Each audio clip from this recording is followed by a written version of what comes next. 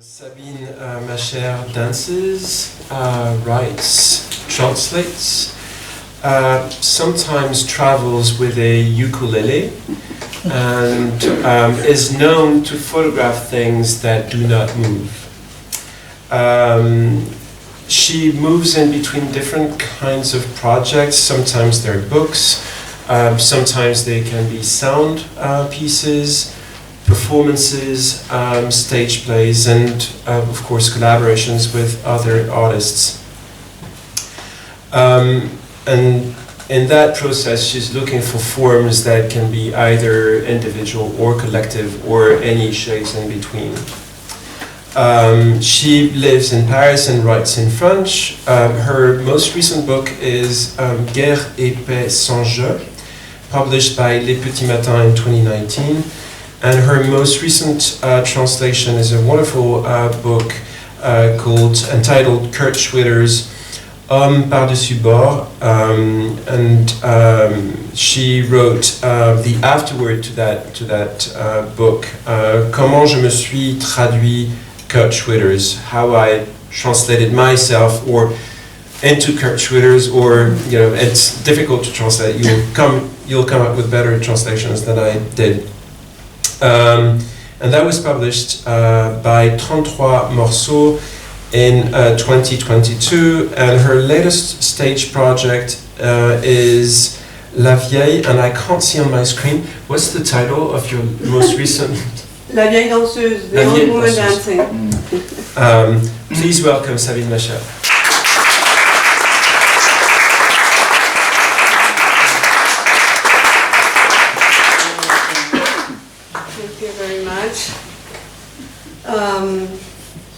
Thank you very much. Being here, of inviting me, Olivier, Vincent, and Abigail, and thank you very much for being with me, Naomi, and Geneviève, and your translating friends. Oh yes, I'm going to read in French actually. Sorry. Ça a été greffé, donc je ne peux pas vraiment l'enlever. Voilà. Alors, je ne vais pas lire en fait Guerre et Paix sans jeu, parce que j'ai envie de lire quelque chose sur lequel je travaille en ce moment, qui s'appelle Chose qui bouge, Sabine au Japon, et qui est d'une envergure bien différente, bien plus modeste que ce qui nous a émus ce soir, et pas seulement ce soir. Merci pour le dire. C'est un texte qui est en cours, j'ai déjà lu il n'y a pas longtemps le début, donc je le prends un peu dans la suite. Ce que je ne verrai plus parce que je suis morte. Une araignée brune qui marche vite sur le mur blanc de ma chambre quand j'écris et que j'écoute en même temps l'enregistrement d'un texte inintéressant. Je m'arrête d'écrire et me prépare pour une journée dehors avec Azé, à parler français en visite à Tokyo. Jusqu'ici, j'ai été muette. Avec son module internet, on monte une rue, on trouve d'abord un faux parc pour boire un café, puis on marche jusqu'à un vrai parc, où Azé fume une cigarette dans le lit d'un ruisseau à sec, sculpté par des blocs de pierre de la même couleur que le granit rose. Probablement parce que c'est du granit rose. Un homme passe avec un enfant très petit qui commence à marcher, mais ne sait pas encore le faire seul. L'adulte marche derrière l'enfant, le tenant par les mains, tirant ainsi ses bras en arrière, bien au-delà des épaules. L'enfant a l'air très content et avance de toutes ses forces. Mais ce n'est pas ce que je veux écrire. Je veux écrire que je mange la tomate achetée peut-être le premier jour, à mon arrivée ici, en la confondant avec un kaki. Parce qu'elle était à peine rose et emballée individuellement, comme je ne pensais pas qu'une tomate pouvait l'être. Et 5 jours plus tard, alors que j'ai essayé de la faire mûrir en la libérant du film plastique et de son reposoir en polystyrène, elle n'est pas bonne. Je m'endors en écrivant, alors qu'il n'est même pas 22 heures, dans la maison recouverte d'arbres et de végétation que je vois de ma fenêtre quand je l'ouvre, Puisque la fenêtre fermée, je ne vois que des points de lumière, mais pas dehors. La petite lumière blanche fluo est allumée dès 6 heures du soir. Mais je crois que j'ai déjà parlé de cette lumière. Je lave mon linge et mes cheveux. Le sac en plastique à la porte du vieux à côté de ma chambre 613 ne me gêne plus, mais je le remarque encore. Il a changé. Il n'y a plus le citron que j'ai cru y voir par sa forme en empreinte, mais je n'ai pas pu déceler d'autres objets par leur forme. Plutôt le vide qui fronce le plastique. Aujourd'hui, le 11 novembre, je suis dans le train pour Kanazawa. Il commence à peine à sortir de la ville. Je me suis perdue dans le sous-sol de la gare de Tokyo. J'ai mis ma carte Suica qui a été débitée comme si je prenais le métro pour passer d'une zone à une autre, alors qu'il fallait mettre le billet de train. Et j'ai erré une bonne demi-heure pour trouver la porte pour les Shinkansen Est et non pas Sud ou Nord. Le monsieur en uniforme dit « Wrong gate » et me montre une direction, mais après le premier tournant et en suivant le flux, je me retrouve à la place du départ et j'attends avant de m'adresser à nouveau ou de nouveau à monsieur Wrong gate.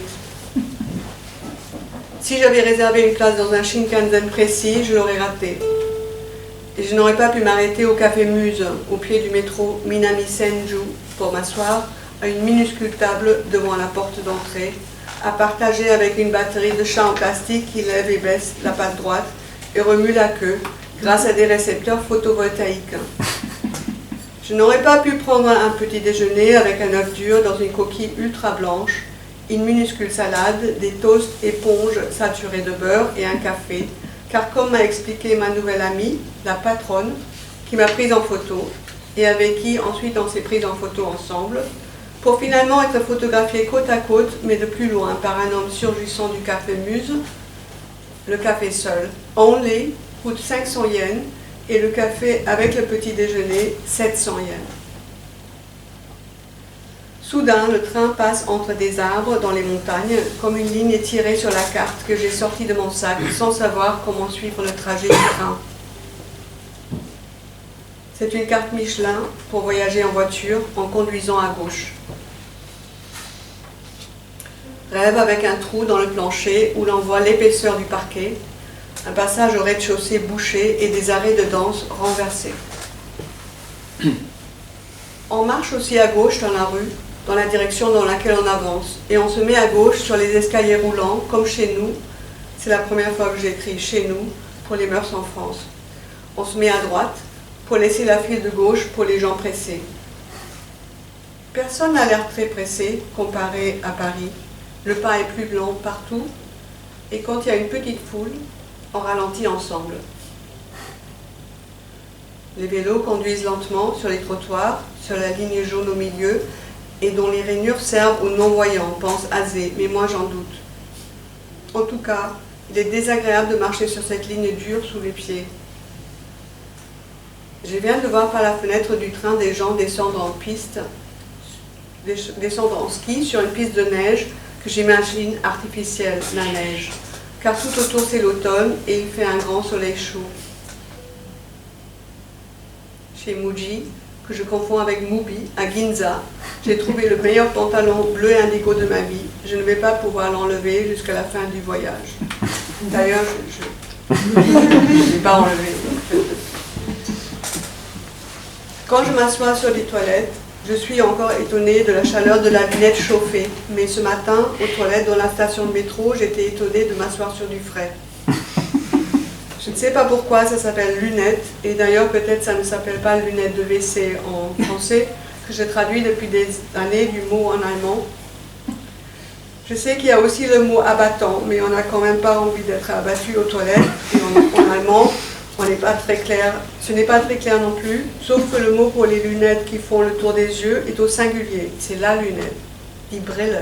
Et donc, peut-être ce qui recouvre le bord des toilettes, également au singulier en allemand dit toilette ou das Klo, et simplement ce qui fait le tour de la cuvette. Et que voit la cuvette grâce à sa lunette. Hier, au cimetière de Yanaka, j'ai vu un temple avec des tuiles bleues brillantes, émaillées, Je l'ai pris en photo en faisant entrer les deux extrémités pointues à droite et à gauche dans le cadre de la photo. À la sortie de Nagano, dans un quartier résidentiel avec des maisons individuelles côte à côte, il y a aussi une maison aux tuiles bleues. Et elle n'a pas l'air d'être un temple. Je suis content de voyager pour vivre ma vie. Le train dans lequel je suis s'appelle Akutaka et il va à Tsuruga où je ne vais pas. Il s'arrête dans une ville laide autour de la gare. Laide, ça veut dire des bâtiments rectangulaires avec beaucoup d'étages et des bâtiments industriels, des parkings, des passerelles et échangeurs d'autoroutes qui passent au milieu de tout, comme là où j'habite, à Minami Senju, que j'appelle encore parfois Minima Senju. Un très haut volcan arrive, mais le temps de sortir l'appareil, on est dans un tunnel et je ne crois pas qu'on le verra encore à la sortie. Ce que je ne verrai plus parce que je suis morte. Mon pantalon rouge, les voix dehors et deux roses somptueuses dans un vase bleu laiteux. En effet, ce qui paraissait être un volcan géant a disparu. Mais il y a d'autres montagnes plus alpines et l'une a de la neige sur la tête. Kurobe Unazuki Onsen a des champs rectangulaires. Peut-être c'est pour du thé ou du riz. Entre les montagnes et tout autour, la plaine où ça se passe est absolument plane. Et si on y posait un grand niveau, la bulle resterait au milieu. Je ne sais pas pourquoi il y a des pantoufles dans les toilettes, avec la pointe des pieds vers l'extérieur. Pour les mettre, il faut d'abord entrer et se tourner, et là, on est déjà au bord de la cuvette. Je me promène la moitié de la journée avec une poubelle. Ce sont les restes de mon repas d'hier soir dans un récipient en plastique que je n'ai pas voulu jeter à l'hôtel, de honte de montrer que je mange des choses aussi basiques dans ce pays gastronomique. Et la sauce de la salade au poulet sent partout où je suis. Puis commence à couler dans le sac Monoprix en tissu dans lequel je promène la poubelle. Puis le sac Monoprix mouillé touche mon manteau. Maintenant, le manteau est aussi imbibé par la sauce. Je finis par trouver une poubelle dans les toilettes de la maison d'une dame importante, ou plutôt c'est son fils, un samouraï important, qu'il a fait construire pour sa mother, comme on l'appelle sur les cartels, une maison dans le jardin Kenrokuen, la villa Seisonkaku. Je joue assez mal un peu d'ukulélé en haut du jardin. Un homme m'en félicite et en parle de Taïwan, parce qu'il vient de là.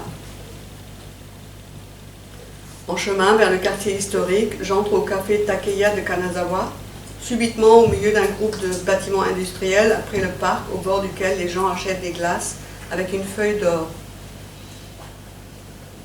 Dans le café, deux personnes déjeunent à 15 heures, une femme lit un journal, une autre regarde devant elle à une table derrière le comptoir. Il n'y a ni musique, ni voix. Je baisse le son de la mienne pour commander un café et renonce à aller de l'autre côté du fleuve, Asano, ou Asano-gawa, parce que gawa veut dire fleuve, pour harceler les geishas.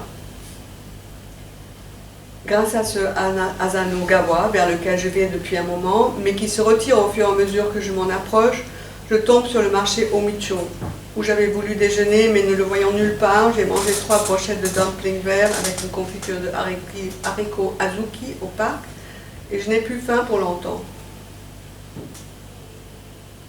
Au marché, je trouve 2 kakis. Un pour demain matin, encore à Kanazawa, et un autre pour Takayama, où j'irai après. En voulant rentrer au Ryokan, l'hôtel, le musée du No surgit devant moi, que j'avais aussi cherché. Je crois que je vais y perdre mon écharpe en velours doux, couleur chameau, que j'avais fait pour Nick à Berlin, mais oublié de la lui donner quand je l'ai vu. Nick ou vu, je ne sais plus où en est Nick pour son pronom.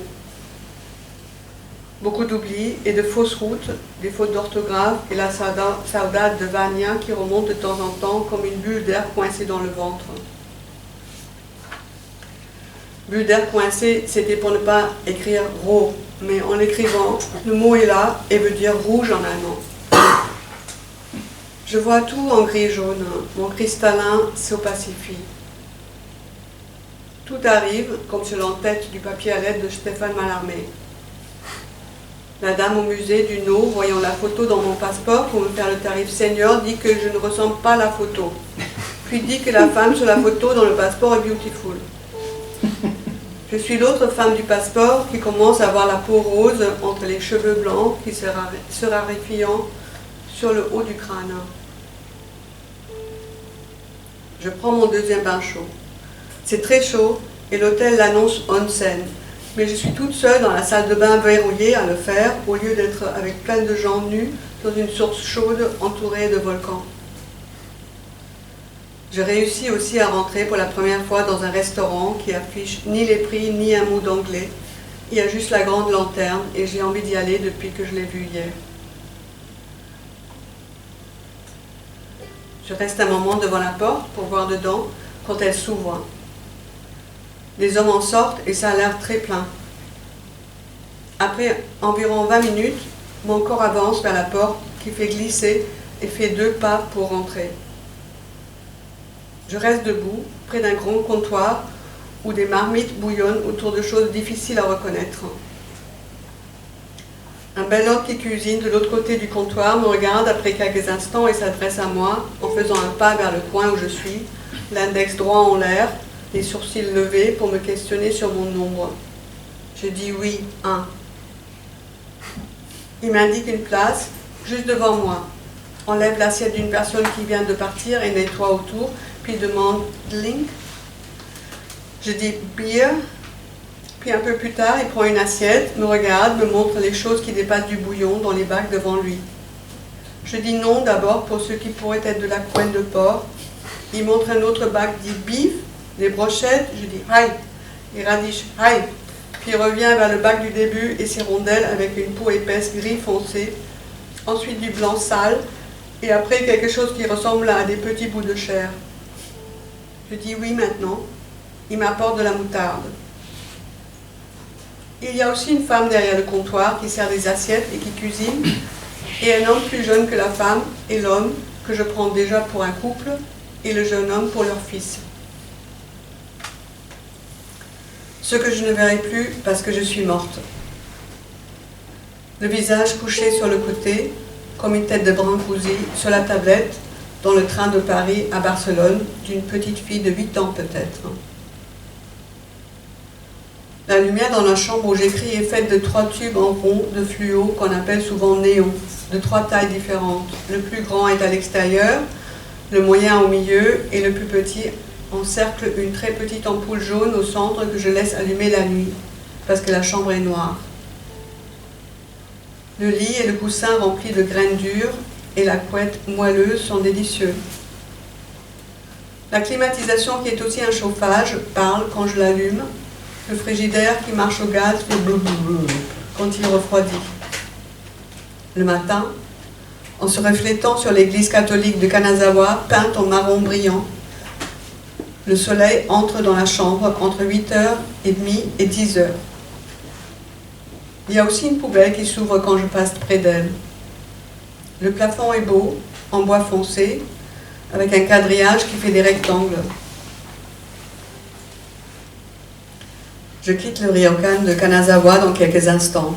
La chambre belle mais sombre et derrière elle du gravier, de la tôle rouillée, du fil de clôture, Maschendraht, une seule fleur cosmos au bout d'une longue tige qui milite pour sa vie et un arbre qui pousse malgré tout là, avec un oiseau qui s'y pose et fait tweet en me regardant, la tête penchée. Je me couche tôt et je me lève tôt, comme Valérie Bron-Antony. J'ai l'impression qu'il faut que j'écrive à tout le monde, sauf à Vania, à qui il faut que je n'écrive pas. Quand j'ouvre la porte pour sortir de la chambre, les vitres dans les cadres en bois glissant en face de la porte font un bruit comme une détonation au loin, parce qu'ils ne sont pas fixés au cadre. C'est grand tout difficile de décrire les maisons. À la gare, où j'arrive, après avoir trouvé le bus circulaire partant dans le bon sens, même si, puisque la ligne est circulaire, je serais arrivée à la gare en partant dans l'autre sens aussi, je parle avec 4 personnes pour comprendre le billet de train qu'il faut que je prenne, et 2 hommes du service de la gare, je ne sais pas comment ça peut s'appeler, en tout cas ils sont en uniforme, m'aident à acheter le billet supplémentaire dans un distributeur. Je comprends mal ce qu'on me dit, Mais je finis par tout faire, même acheter 3 onigiri en 30 secondes à l'équiben de la gare et aller manger dans la queue sur le quai à l'emplacement des wagons sans réservation, en attendant l'entrée du train en gare, sans trop me faire voir. Mais il y a toujours quelqu'un qui me voit ici. Takayama, une ville entourée de montagnes, ressemble de nouveau à une zone industrielle autour de la gare. L'aubergiste du guest house Tomaru me montre des restaurants sur une carte, mais n'en trouvant aucun, je fais demi-tour après 30 minutes de marche. En revenant vers le point de départ, la gare, j'entre dans un restaurant sans doute touristique où je bois du saké, avec un plat qui ne viendra pas, un onbaizan, à moins que ce n'était le petit bout de cornichon. J'ai les yeux qui se ferment. Rêve de boucles d'oreilles de ma mère que j'ai mangées pour les ranger. Le 14 novembre, je les ouvre tôt, à 5h26. 2 jeunes femmes dans la chambre, pour 4, font les petits bruits qu'on fait quand on emballe et range des objets dans une valise. Ok. Oh. Oui, merci. Le 14 novembre, je les ouvre tôt, à 5h26. 2 jeunes femmes dans la chambre pour 4 font les petits bruits qu'on fait quand on emballe et range des objets dans une valise. Je n'arrive pas à me rendormir avec ça. Je me caresse lentement, en ne bougeant pas trop et en ne respirant pas fort. Je ne sais pas en quoi cette respiration participe à la jouissance, en tout cas sans, elle reste dans le pli. Je mets longtemps à sortir de la maison Tomaru de Takayama, mais j'arrive à trouver le Miyagawa Morning Market. Je comprends qu'hier soir, j'étais partie dans le sens opposé de ce que Shingo, le monsieur de l'auberge, m'avait conseillé. Je n'arrive pas à comprendre les directions, ce qui est devant moi, à droite, à gauche, ce qui est derrière moi, mais c'était bien aussi d'avancer sur cette route qui allait toujours plus loin, le long de cités, stations d'essence, magasins de discount, Chou Plaza, j'avais lu Chou Pizza. Après quoi, il y a eu un pont. Go to the bridge, avait dit Shingo. Mais le pont ne promettait rien de plus et je ne l'ai pas traversé. Sur le chemin de retour, un restaurant était fermé et un autre à côté vaguement allumé. J'ai regardé par la fenêtre transparente 2 femmes seules au comptoir. J'ai tout de suite imaginé que c'était un bar bordel et j'ai continué mon chemin. Pourquoi 2 femmes seules au comptoir font un bar à hôtesse? Et pourquoi ne pas entrer comme 3e femme et boire avec elles? Au marché ce matin, il y a des touristes et des femmes d'ici avec 3 chiens déguisés en petites filles dans un landau. L'un porte un chapeau en crochet, une jupe en faux cuir, noir à volant, et plus loin, du côté du fleuve, une femme âgée, très belle, vend des courges noires, à qui je demande si je peux prendre ces courges en photo. Elle ne dit ni oui ni non, et je prends la photo, mais j'ai l'impression que je l'ai volée, et me sens honteuse. Plus tard, je revois la femme. Elle est tournée vers la rivière, ne regarde même plus le flot des gens qui passent devant son stand, et il y a toujours autant de courges noires dans ces corbeilles en plastique par terre. Comme dans les contes de la princesse qui ne vend aucun pot. Je fais vœu de lui acheter une courge demain que je laisserai à la maison Tomaru.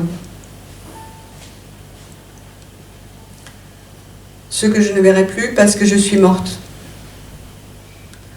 Le temps qui d'abord se rassemble, se ramasse, puis s'ouvre comme un parachute ralentissant.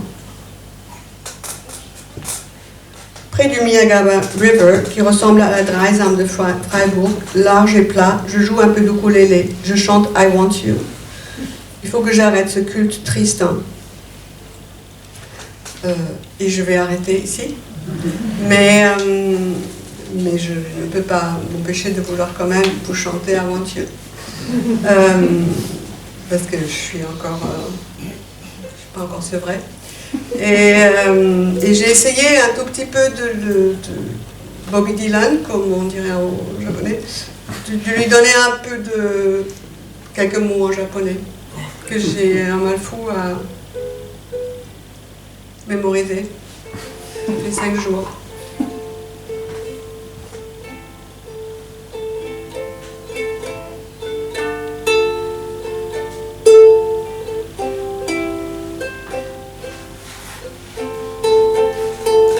ça commence. The guilty undertaker sighs, the lonesome organ grinder cries, the silver saxophone say I should refuse you. And the cracked bells and washed out horn blow into my face with scorn, but it's not that way. I wasn't born to lose you. Kimi ga hoshii, kimi ga hoshii, kimi ga doshite mo hoshii, honey, kimi ga hoshii.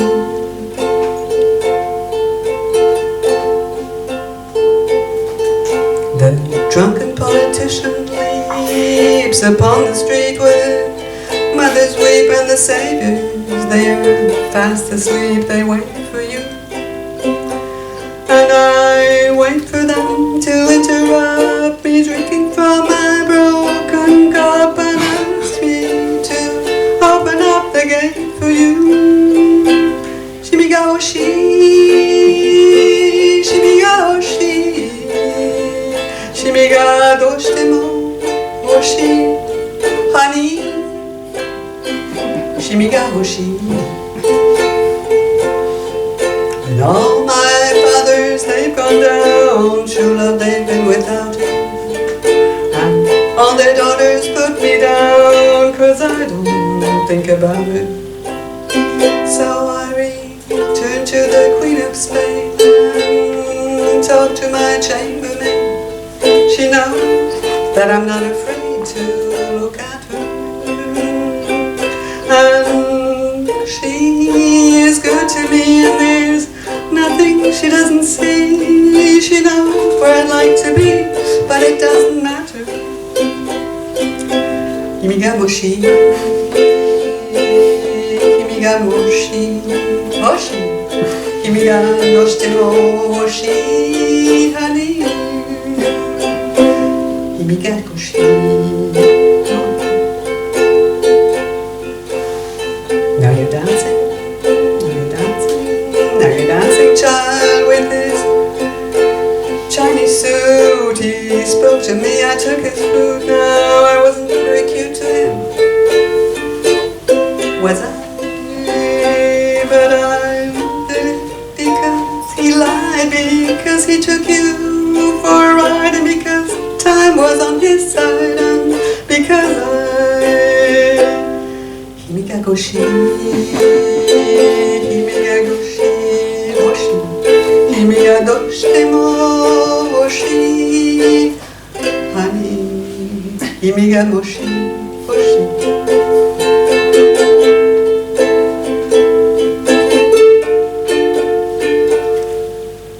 Himiga moshi. Arigatou gozaimasu.